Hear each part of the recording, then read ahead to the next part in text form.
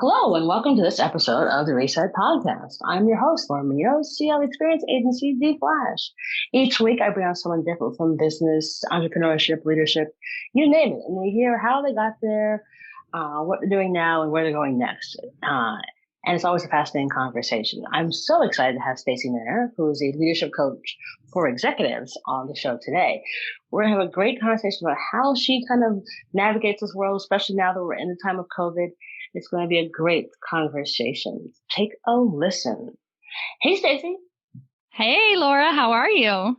Oh, just chilling inside forever. Yes, exactly.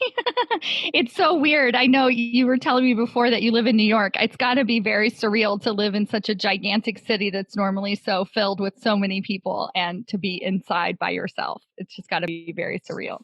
It was very, very surreal. I went on my first car ride last weekend with some friends because my friend has a big SUV. So we were all social distancing in the car and we drove to the beach and everyone was in masks. It was very strange. But it was great to get out of Lower Manhattan. So I'm not going to I just had this. I went to the Poconos. I used to live in New York City and I went to the Poconos one weekend. And this was 15 years ago, right? So it was way before the pandemic. And I remember it being so freeing. I can't imagine the freedom that you felt just going to the beach, even with all the masks. And not even to go to the beach, but to walk on the boardwalk. But that for some fresh air that wasn't my neighborhood, was the best thing ever. So yeah, it's a very weird time, not gonna lie. But even though we're in the midst of this very unusual time, the podcast doesn't change. And the first question always stays the same. So Stacy, what was your first job?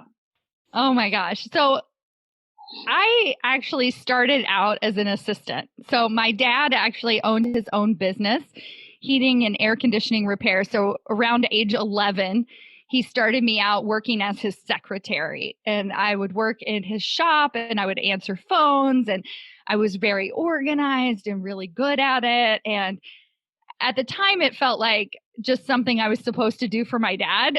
And I was looking back at my resume. I think I did it for probably another 20 years. Now, not just for my dad, but for other organizations as well, working as an assistant and moving up the chain to executive assistant and working for larger and larger, more high profile people. But that was basically the start of my career.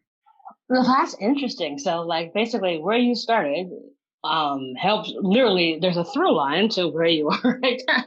Oh my God, 100%. And I will actually tell you that I blocked that through line for a long time. So can I share with you the transition that I made into coaching and how challenging it was for me to really own the part of me that was an assistant? Sure, totally. You just skipped ahead in the program. Go right ahead. I've been thinking about this a lot for the last few years, because whenever we have our own businesses, it's always about our hero's journey, right? So where did we come from and how did we get to where we are today? And so not only did I live that, but then now that I'm having to market a business, I'm having to articulate that to others. And it's been such a powerful transformation to really just own that first part of my life and to really just say, no, that is actually why I am where I am today. Awesome. Yeah, go for it. Tell us what happened. Yeah. So one of the interesting things is that I always had this side passion, which actually really wasn't a passion. It was a second career where I was going to be an actress. So I lived in New York City and I had my own theater company. And in the meantime, I was working at a hedge fund in New York. And I was originally it was a temp job because I was very clear that this was not my career and that I had a second career as an actress and I was going to make it as an actress. And so I was a temp for about 9 months. They kept offering me full-time positions and I was like, nope. Being an assistant is not my job, right? This is just how I make money. But my passion and my desires and my love for, really everything creative was somewhere else. And I always knew that I wanted to start my own business as well as be an actress and having this theater company, but I was like, I really want to have my own business. Like I knew entrepreneurship was always in my blood, in my bones. It was something that I just really loved doing. And I was so willing to work hard for it. And I remember I made the leap. I actually worked for this hedge fund for 8 years, and I transferred out to Palo Alto, California. So they were based in Midtown Manhattan, and then that's how I made my way out to California. And I was working for them, and I was commuting an hour and a half each way, and I was just like, you know what? It's time for me to move on. So I quit my job, and I was like, I actually bought, the story gets really long. I know we don't have all day, but I bought a one-way ticket to India. And because I was like, I don't know what I want to do next, but I bought a one-way ticket to India. And then this is where the story gets interesting is I come back and I was like, I'm no longer an assistant. So I'm starting my own business. I'm trying it out. And I I wasn't making any money. I wasn't connecting with anyone. I was basically on unemployment and sitting around all day and just kind of wishing that I could have my own business. And then one day it occurred to me that I was a really amazing executive assistant. I'm like really good at it, right? I'm super organized and I'm very good at helping people be better versions of themselves. And whether or not that's with organizing their calendars or eventually what I do today, which is coaching, right? And so I basically decided to start a freelance virtual assistant business. But I was like, okay, I'm going to do this on my own rules. And I decided to work for coaches. And I was an assistant only to really amazing coaches. And two of those coaches are Bay Area coaches that are just really extraordinary executive coaches. And I was their assistant for several years. And then they started grooming me to become a coach. And I ended up coaching for them, like as one of their coaches in their departments. And I went out and but I really had to own that part of myself and let go of how my story was quote unquote supposed to unfold. So it's interesting because, I think there's an interesting time right now where it's like everyone wants to be a coach. I mean, mm-hmm. I've seen lots of people who I'm like, there's no reason on earth I'd ever take your advice. Why are you suddenly a coach? And it's weird. And I think that it's sort of, there's been a commodification of leadership training and coaching.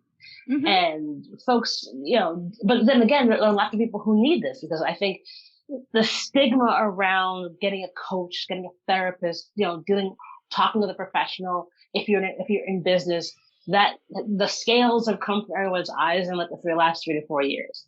I think 5-6 years ago, it was still kind of like, oh, you had to be like a very high tier person in order to get that. Not realizing that it's imperative to have a coach because just like Serena Williams is a coach to play tennis. And so is LeBron James. You too, if you're an executive, if you're a person who's in leadership in a company, you need to be able to talk to someone who isn't a family member and doesn't work for you and doesn't have any skin in the game in order for you to actually get somewhere. How are you sort of navigating these waters as a coach now? So here's what's interesting to me. What got you here won't get you there. That's actually the name of a book, right? But it's a truth. And when you're in middle management, you have a set of skills that got you to that place. Those set of skills are not going to get you into corporate leadership. You might get lucky. And what I find is that some people are able to actually get into corporate leadership without those skills. But what happens is they become vice president, they become senior vice president, and they don't have those skills. So they have trouble being successful. So they have trouble actually navigating the waters at the top, right? So when you think of it as sort of like what got you here won't get you there, it makes you realize, oh, how am I supposed to figure this out without a certain level of skill set, right? So those skills, those leadership skills that are reserved for senior leadership positions are actually learnable. Now, here's the thing. We think, just like you pointed out, that executive coaching is only for executives. Absolutely not. It is in the corporation's mind as far as they're going to support you or not support you based on your title. So they reserve human resources, learning and development departments reserve a certain amount of funding for executive coaching at the senior executive level because they know that those are highly valued employees and they know that they need leadership.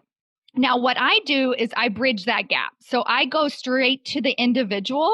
I don't work for corporations. I work for the person.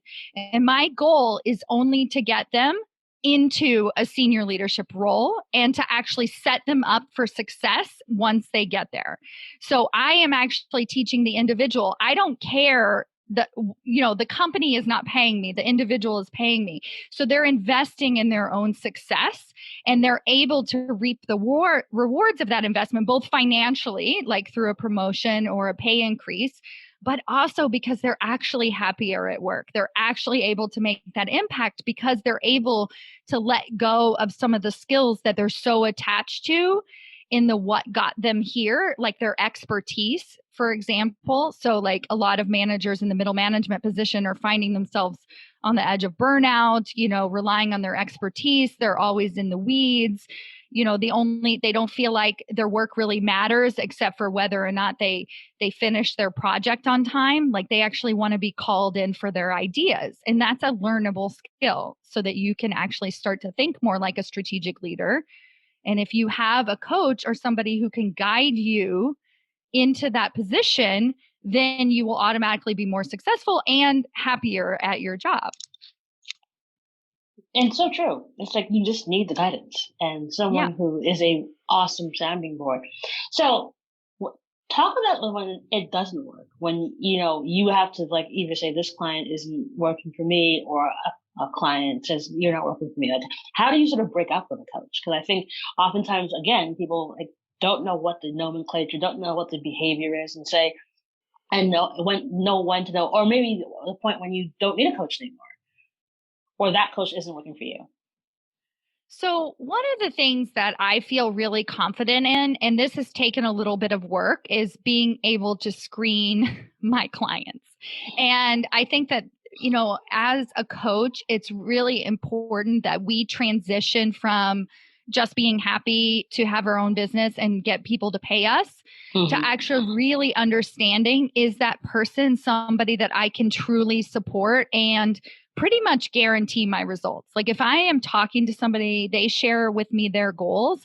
If I can't support them, then I refer them to someone else, right? Like I am super clear and I have integrity in that, in knowing that I can or cannot get them to either that next level or that next level of impact. Like our goals are super clear. The other thing is that because it's one-on-one coaching and not a course. So I only offer one-on-one coaching and we're recalibrating along the way. So the entire time I'm checking in with them, I'm making sure they're getting what they need. If they're acting a little fishy or distant, or they don't really seem like they're doing the work, I'm questioning them on that. I'm asking them like, okay, what's coming up for you? Do you not like what we're working on? Like what is holding you back from actually having that conversation with your boss? Like I'm not going to spend several months like a broken record trying to encourage them to have a more direct conversation with their boss about their professional development, and then they're not actually doing it, right? So there's ways that I set in place a guarantee in a way of their results, like a recalibration, like we're setting ourselves up to succeed. Also, because of my expertise and my experience, is that I know that there are certain things that people can do to get the recognition that they deserve. Like there's actual skills and as well as actual communication strategies that they do that work. And when they don't work, very specifically, we recognize that and we can pivot. We can say, oh, okay, well, now you have had a more direct conversation with your boss. So like one thing that I do a lot with clients is, I don't take no for an answer. So they'll come to me at the beginning and they'll be like, my boss does not support me. done. Like, and I'm like, well, have you asked them? Yes, I've asked them that. Have you asked them that? Yes, I've asked them that. I've done all the things, right? Mm-hmm. Well, I can decipher what all the things are that they've done and try something different.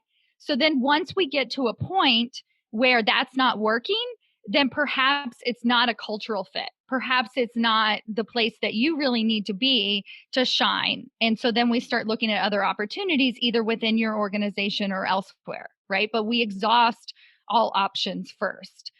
So that's really how I'm able to recalibrate along the way and make sure that people really get what they came for, that they get what they paid for, that they get their time and energy and investment, and we make sure that that happens. That's so good to hear.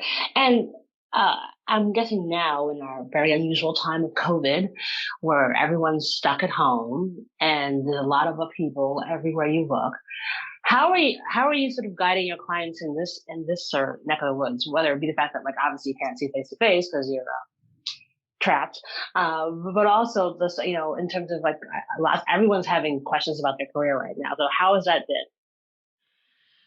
The biggest mistake that I think my clients were making at the very beginning of this crisis, and I worked really hard to stop it, is they got busy, right? So there is this shift into work. And when things go nuts around you, you tend to go nuts as well. And as the senior leader, it is your responsibility to take the high road, to make sure that you're looking at the big picture, that you're not emotionally entangled in the actual situation, right? And so one of the things I noticed right off the bat with my clients is they would come to the coaching conversations a little bit more frenetic. Like, I have to do this and I have to do this, and my boss wants me to do this, and da, da, da, da. And I stopped them, right? And I was like, okay, the worst thing that you can do right now is keep your head down and work really, really hard. Because what happens when we do that, and that's the what got you here, right? So it makes sense that people want to do that they want to keep their head down and work really hard. Because when you move into leadership, generally it comes because you were a subject matter expert, right? And you weren't a leadership expert. You were good at something, either engineering, marketing, PR, sales, like whatever that was that brought you up the chain of command. And so your tendency when crisis happens is to buckle down and get your work done. And I taught my clients how to quickly pull themselves out of that and think more strategically. So instead of just buckling down, they did work really hard, and they are still working really hard, but they went and actually tried to create solutions and solve problems for their boss. Right? They listened to what the CEO was saying, and they said, how can what I'm working on really affect that? What is the most important thing that I can do with my team right now to really help move the needle with the company? I'll give you a great example where I have a client who's a vice president of sales, and she works in higher education. So not only is she in sales, which sales is a very challenging field to be in right now, and then secondly, she works in higher education. So all of the universities shut down immediately, and she works in international study abroad. So every student that they had all over the country had to be flown home. Right. So it was like basically she had the opportunity to crawl under her desk, right? Yes. to just be like, oh my gosh.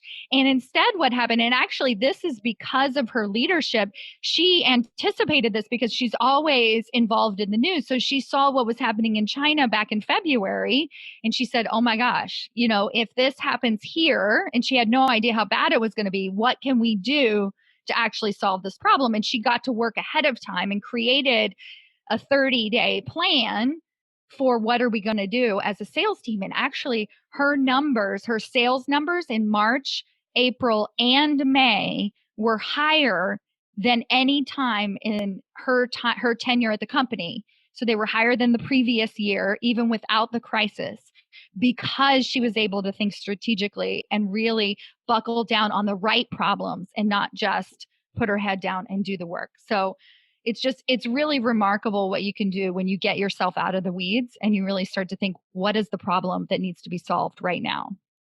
Awesome. So with all this coaching and helping everyone, how are you dealing with your self-care? How does Stacy take care of Stacy? So the first thing that really impressed me with myself is that I actually, I had to cut my hours in half. I have a 3 and a 5-year-old, and when I go back and listen to this podcast, I'm going to see if you could hear them crying in the other room. There was a moment on the podcast just now where there was some screaming, and my husband also works full time. So he was, we're both at home now with no childcare for a 3 and 5-year-old. And so I had to cut back my hours a lot. And I noticed that I got super focused, and I had to cut out a lot of the worry. And I started to really think about what I teach my clients in terms of high performance leadership and what it really takes. Because you talked about Serena Williams needing a coach. Like, she's a high performance, performer. She's a high performer, right? And when you are at that high of a level, then it requires that dedication, that focus, knowing how to recharge your energy, knowing how to show up courageously. These are all elements of being a high performance leader. And I was like, oh, that's what I'm going to have to do right now. Right. So I basically had to cut it out, like all the stuff in between. I had to stop doing it. So when I sit down to my desk, I'm super focused. I'm very much like, what needs to get done now? What doesn't need to get done now? What's actually going to help my clients? What's actually going to bring value to my community? And do that instead of just like random posting on social media, right? Like, I'm really focused and just really intent. The other thing I want to share with you that was really surprising is I've been using the way that I parent my children as a model for my business. And what I mean by that is my children need structure. And I guess I think a lot of children need structure. And when the crisis first hit, there was this idea that I could just sort of like do random things with my kids in the morning and then go to work. And I decided not to do that. So I said, what would the teachers do? And I basically modeled the behavior of the school that they go to. They're in preschool. And I was like, okay, at 9:00, we go outside for 20 minutes. And then to get them back in, I ring a bell, right? Wow. And then we come in, we actually sit in circle time. We pay attention. And what I notice is that when I don't do that, especially my 3-year-old, he has a really hard time. Like, he'll have more temper tantrums when I don't do that. He'll, like want to watch, things on TV. He'll request to do random things. But if I really create that structure for him, he just thrives in it, and he will sit and he will be focused. And then the other thing is that, present moment mindfulness work is a antidote to stress. And when you can just be present with your children in circle time and not be thinking about all the other things that you're supposed to do that day, you feel better. And that's what I'm also bringing to my work. So I'm working less hours, but I have to be super focused, super diligent. Right. I'm like, oh, I got a lot more done, and I'm like, I'm powerful. Let's go do the dishes. All right. Whatever it is. Yeah, and it makes total sense. It absolutely does. Having that focus and structure is so key, especially in this really uncertain time. And it's always a surprise, because how do I get to this focused place? And so it's awesome to see how you parent your kids also works with your clients. And because remember, we're all still children. Anyway, it's so true. At the end of the day. And so lastly, as I'm doing all these episodes during the lockdown time, do you have a give and or an ask of the audience? Ooh, I don't know. Give me more context. So a give could be, here's a great book to read, or I wish for everyone to take care of themselves. An ask would be, download a course I'm doing, or just be. Can I ask something that actually has this is a little bit touchier, because, it's like I've been thinking a lot about men and women of color in leadership positions. And that is a second part of the crisis that we're going through right now. And I read a statistic last week when I was thinking about it. And I have always worked in women's leadership, and I have several male clients. And I did some reflection, and I realized that my male clients are all men of color. right? And they're not necessarily Black men. I have one Black male client, but there are men of many different diversities. And I looked up the statistic, and they're right in 2019, there were 26% of leadership positions were held by white women. 5% were held by women of color. So you can imagine that Black women are at 1%, right? If you put that down. And then men of color, and this is the part where my jaw dropped, 10% of senior leadership positions are held by men of color. 10%.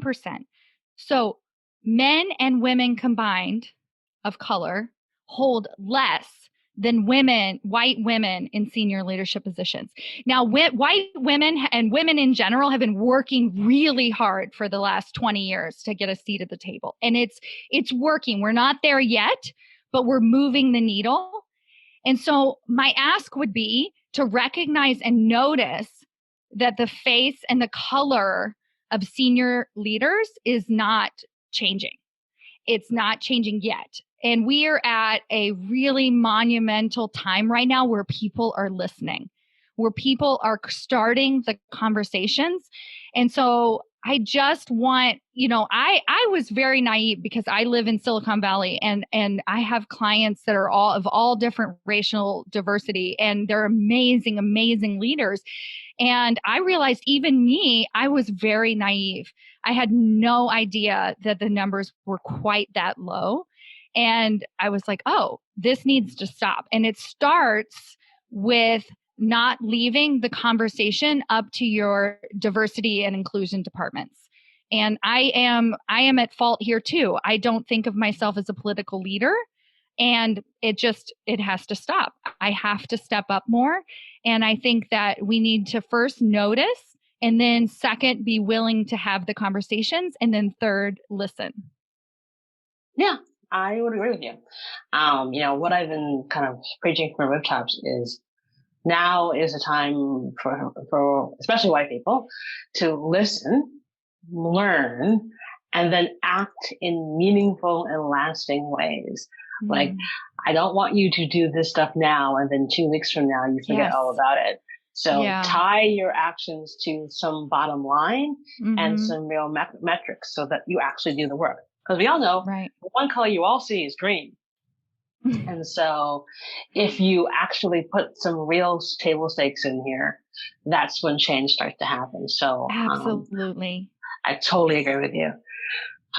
Well, Stacy, it's been such a delight to have you on the show, and I will happily put all of your information in the show notes so folks can reach out to you and find out about all the really awesome things that you're up to, because you're just wonderful and great tips that I think that folks will absolutely love and need. So thank you so very much. Yeah, thank you so much, Laura. Thank you for having me. I appreciate it. Absolutely. My pleasure. And that is our show.